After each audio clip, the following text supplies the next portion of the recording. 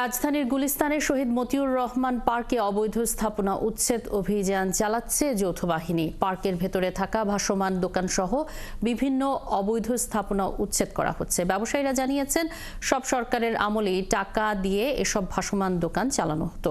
পার্কের সিন্ডিকেটদের অনুমোদনেই তারা এই কাজ করে আসছিল। নির্বাহী হাকিম বলেন, ভাসমান এসব দোকানগুলোকে মূল সড়ক থেকে সরিয়ে দিলে তারা পার্কের ভেতরে অবস্থান নেন।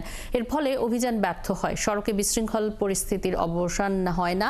তাই এই অভিযান চালানো হচ্ছে। পর্যায়ক্রমে গুলিস্তান এলাকার সড়ক দখল করে এমন সব ভাসমান দোকান অপসারণ করা হবে বলেও জানিয়েছেন কর্মকর্তারা।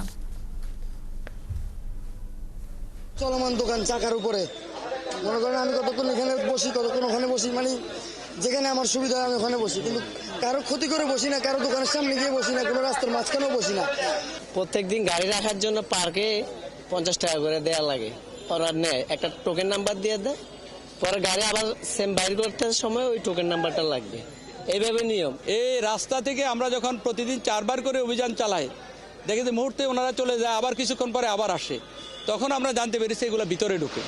তো সেই ক্ষেত্রে সিটি কর্পোরেশনকে আমরা রিকোয়েস্ট করে তাদের ম্যাজিস্ট্রেটের নেতৃত্বে এখানে সেনাবাহিনী আছে, পুলিশ আছে, সবাই মিলিত সম্মিলিতভাবে অভিযানটা পরিচালিত হয়েছে।